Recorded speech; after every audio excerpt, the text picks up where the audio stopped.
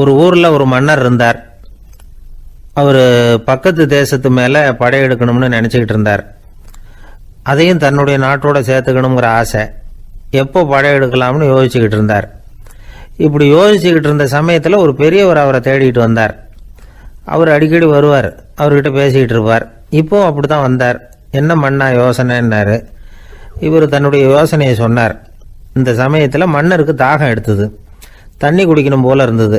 உடனே அங்கே இருந்த ஒரு அரண்மனை பணியாளரை கூப்பிட்டார். போய் கொஞ்சம் தண்ணி கொண்டு வாப்பா அப்படின்னார். அந்த பணியாளர் போனார், ஒரு கோலையில் தண்ணி கொண்டு வந்தார். ராஜா கிட்ட நீட்டினார். ராஜா அதை வாங்கி குடிக்கிறதுக்காக வாயிட்ட கொண்டுட்டு போனார். அந்த நேரம் பார்த்து மன்னா கொஞ்சம் பொறுங்கன்னார் இந்த பெரியவர். ஆவலோடு குடிக்க போன மன்னர் அப்படியே நிறுத்திக்கிட்டு பெரியவரை பார்த்தார். இப்போ அந்த பெரியவர் சொன்னார், மன்னா, இப்போ உங்களை விட வலிமை உள்ள ஒரு சக்தி உங்களுக்கு தண்ணி கொடுக்க மறுத்துடுதுன்னு வைங்க, உங்களை குடிக்க விடாமல் தடுத்துடுது அப்படின்னா, இப்போ இந்த ஒரு கோவலை தண்ணீரை என்ன விலை கொடுத்து வாங்குவீங்க அப்படின்னு கேட்டார். இப்போ எனக்கு இருக்கிற தாகத்துக்கு என்னுடைய அரசாங்கத்தில் பாதியையாவது கொடுத்து இந்த தண்ணியை வாங்கிறதுக்கு தயங்க மாட்டேன்னார் அவர். சரி, இப்போ அந்த தண்ணியை குடிங்கன்னார் பெரியவர். மன்னர் ஆவலோடு அந்த தண்ணியை குடித்து முடித்தார்.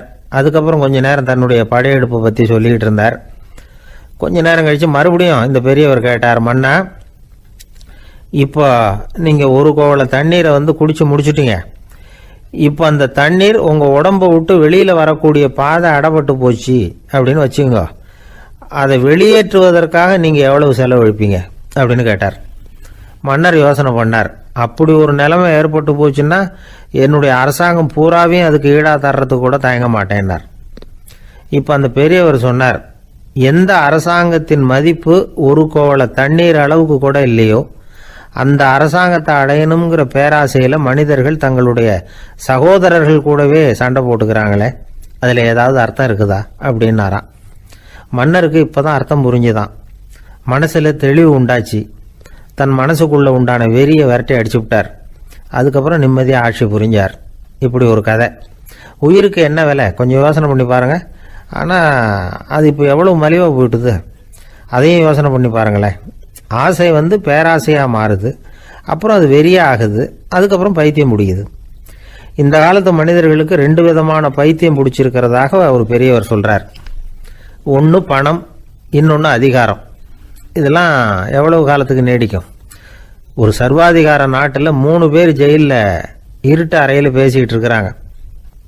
நீ எப்படி இந்த ஜெயிலுக்கு வந்த அப்படின்னு ஒருத்தர் கேட்டாராம். இந்த நாட்டு ராஜாவை ஆதரித்து நான் பிரச்சாரம் பண்ணினேன், அதனால் கூட்டத்தில் தகராறு வந்துட்டுது, கலவரமாக போச்சு, அதுக்கு நான் தான் காரணம்னு அரெஸ்ட் பண்ணி இங்கே கொண்டாந்து போட்டாங்க அப்படின்னாராம் அவர். சரி, நீ எப்படி இங்கே வந்த அப்படின்னு இன்னொருத்தரை பார்த்து கேட்டிருக்கார். நான் இந்த நாட்டு ராஜாவை எதிர்த்து பிரச்சாரம் பண்ணேன், அதனால் கலவரம், அரெஸ்ட் பண்ணி கொண்டாந்து போட்டாங்கன்னார். சரிப்பா, நீ எப்படி அங்கே வந்த அப்படின்னு 3வது ஆளை பார்த்து இவங்க கேட்டாங்களாம். இதுக்கு அந்த ஆள் மெதுவாக வெளிச்சத்துக்கு நான் தான் இந்த நாட்டு ராஜா அப்படின்னாராம்.